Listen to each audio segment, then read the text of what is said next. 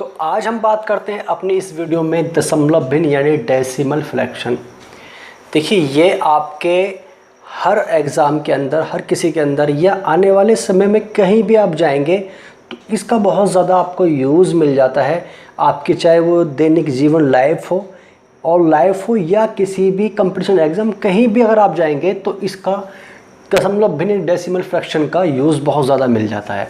तो ध्यान से समझेंगे इनकी बारीकों को, जो इसकी बारीक बातें हैं जो मैं इसकी वीडियो के अंदर आपको बता रहा हूँ। देखिए याद रखेंगे इसका रूल क्या होता है कि दशमलव भिन्न डेसिमल फ्रैक्शन होता क्या है। ऐसा भिन्न जिसका हर 10 की घात के रूप में होता है उसे दशमलव भिन्न कहते हैं। अर्थात कहना ये चाह रहा, पहले मैं आपको बता देता हूँ ऐसा भिन्न क्या होता है। जो आपका मैंने माना कोई भिन्न है जो P/Q के रूप में लिखा गया हो, यानी कि अंश बटे हर के रूप में लिखा गया हो, इसे हम क्या बोल देते हैं, भिन्न बोल देते हैं। क्या बोल देते हैं इसको, भिन्न बोल देते हैं। ऐसा भिन्न जिसका हर मतलब डिनोमिनेटर होगा, एक न्यूमिनेटर और डिनोमिनेटर, यानी अंश बटे हर, यानी हर जो नीचे वाला होगा। याद रखेंगे कि ऐसा भिन्न यानी जो P/Q के रूप में यानी अंश बटे हर के रूप में लिखा हुआ है और जिसका हर 10 की घात के रूप में होता है, यानी 10 के रूप में, 10 की पावर के रूप में होता है, उसे दशमलव भिन्न कहते हैं, यानी डेसिमल फ्रैक्शन कहते हैं। अब कैसे कहते हैं याद रखेंगे। जैसे मैंने माना, देखिए मेरे पास कोई डिजिट मैंने फॉर एग्जांपल ले ली 0.2 लिखा हुआ है, यानी कि 0.2 लिखा हुआ है, तो इसे हम बोलेंगे दशमलव भिन्न। या ये जो होगा वो किसके बराबर होगा, इसे हम 2/10 भी लिख सकते हैं। यानी 2/10 कैसे लिख सकते हैं भाई, याद रखेंगे लिखने का तरीका ये होगा कि जब भी किसी संख्या के आगे, भाई संख्या हमारे पास क्या है 2 है, इसके आगे पॉइंट लगा हुआ है, तो जब पॉइंट यहाँ से हटाएंगे तो हम देखेंगे पॉइंट हटाने पर कितनी संख्या इसके आगे लिखी हुई है। तो इसकी संख्या में कितनी लिखी हुई है, एक संख्या लिखी हुई है, वो क्या है 2 लिखी हुई है।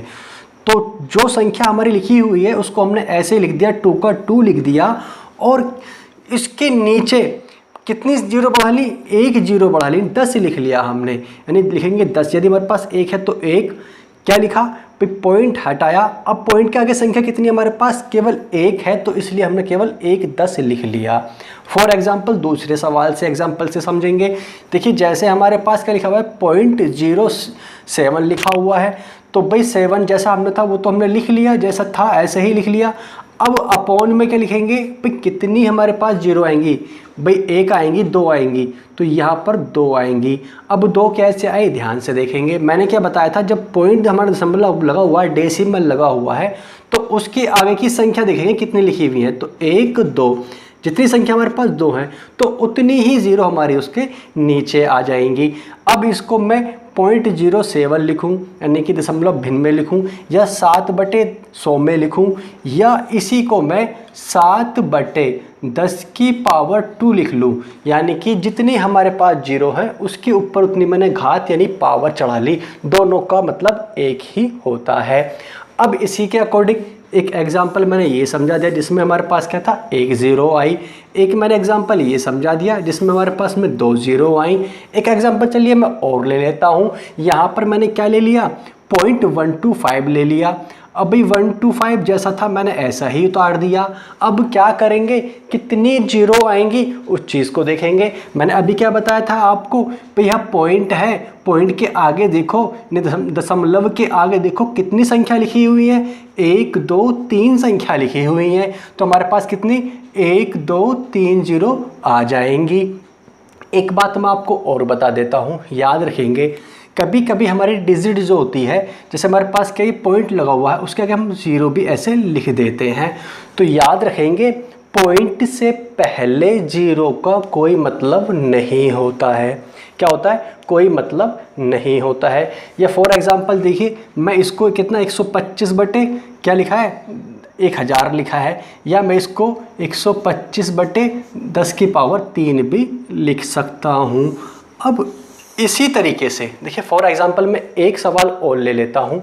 ये डिजिट 0 पॉइंट के बाद, जैसे मैंने अभी आपको बताया 0.0 आगे यानी पॉइंट के आगे 0 लिखी हुई है और यदि इसकी जगह क्या हो जाए, ये लिखकर आ जाए कि 2.125 लिखकर आ जाए, तो अब इसको कैसे लिखेंगे ये लिखना मैं आपको बता देता हूँ।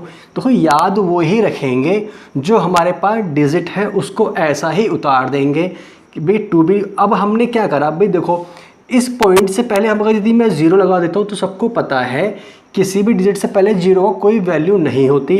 अब भी ये 4 में काउंटिंग नहीं होगी, केवल 3 में ही काउंटिंग होगी, क्योंकि यहाँ पर हमारी जो कभी संख्या होती है वो 0 से स्टार्ट नहीं होती है, इसलिए 0 का कोई महत्व यहाँ पर नहीं होता है।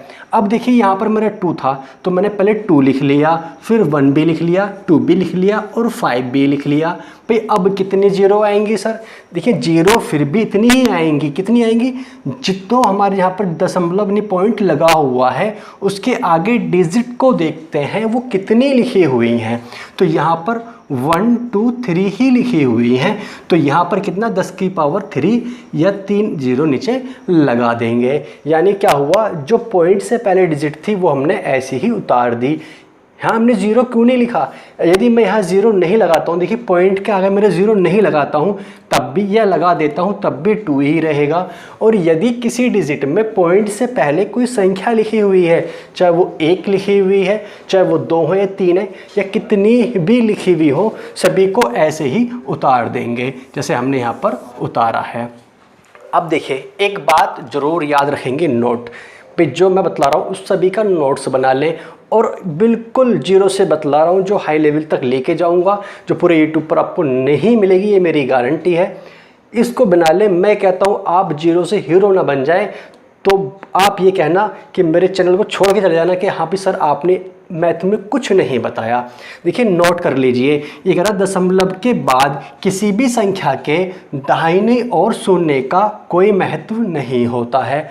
एक बात और मैं बता देता हूँ, जिस तरीके से मैंने अभी आपको बताई थी कि भी पॉइंट से पहले कोई 0 हमारे पास है उसका कोई महत्व नहीं होता है, कोई डिजिट आ जाती है तो उसका महत्व होता है।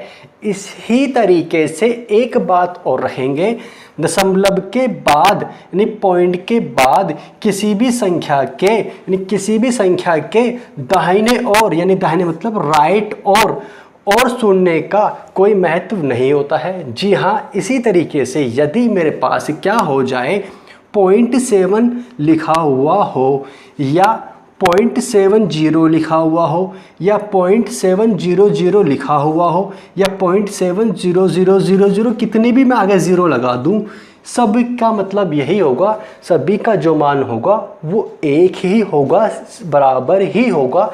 क्योंकि पॉइंट के बाद कोई संख्या के बाद यदि कोई 0 लगाई जाती है, कब? पॉइंट के बाद, यानी दाहिने और शून्य का कोई महत्व यानी 0 का कोई महत्व नहीं होगा। जैसे कि यहाँ पर पॉइंट से पहले 0 का मैंने कोई महत्व नहीं बताया था, लेकिन यहाँ पॉइंट अगर 2 लिखा हुआ है तो 2 लग गया था। इसी तरीके से पॉइंट के बाद यदि 7 आ रहा है और या कोई संख्या आ रही है उसके बाद यानी पॉइंट के बाद कोई 0 लगाता है तो उसका भी कोई महत्व नहीं होगा। इसको भी नोट कर लेंगे। अब आगे चलते हैं। देखिए ये तो बात होगी हमारे दशमलव डेसिमल यानी दशमलव भिन्न फ्रैक्शन होता क्या है। अब इसी तरीके से दशमलव भिन्न की तुलना करना, यदि हमें किसी से कंपेयरिंग करनी पड़ जाए, तुलना करनी पड़ जाए, भाई ये बताइए कि मैं बोलूँ, कोई संख्या हमसे बोलती है भाई नहीं मैं बड़ा हूँ, कोई आदमी हमसे बोलता है मैं बड़ा हूँ, ये दूसरा के बोले नहीं भी मैं तुझसे बड़ा हूँ। अब ये बताइए किसी की उम्र 30 साल है और किसी की उम्र 32 साल है, वो कह रहा है मैं बड़ा हूँ और 32 वाला कह रहा है कि मैं बड़ा हूँ, तो आप कंपेयरिंग तुलना करेंगे कौन बड़ा है, सीधी सी बात है। अब उसमें 32 वाला ही बड़ा होगा, 30 ईयर वाला नहीं, 32 ईयर वाला ही बड़ा होगा। अब इसी तरीके से पॉइंटों में दशमलव भिन्न में तुलना करनी आ गई। अब कैसे तुलना करेंगे, कैसे इसको पहचानेंगे, तो रूल देख लीजिए। अब क्या कह रहा है हमसे, ध्यान से देखेंगे।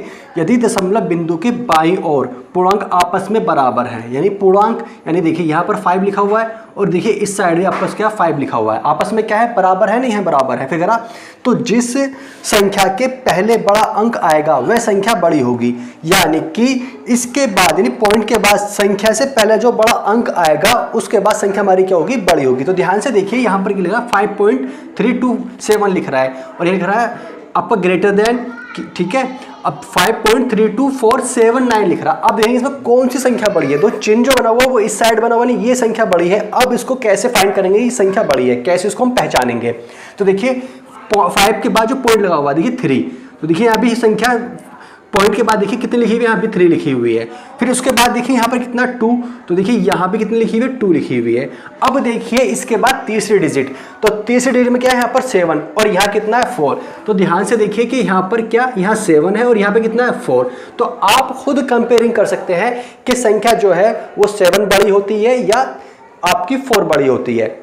आप सिंपली क्या बताएंगे जी, 7 बड़ी है। जब 7 बड़ी है तो सीधी सी बात है, आपको याद रखेंगे यानी पॉइंट के बाद जिस भी डिजिट की संख्या जो सबसे पहले बड़ी आएगी तो समझ लीजिए वो संख्या हमारी बड़ी है। तो इस वजह से हमारी संख्या कौन सी बड़ी है, ये वाली बड़ी है। तो चलिए और एग्जांपल देखते हैं इसी तरीके से।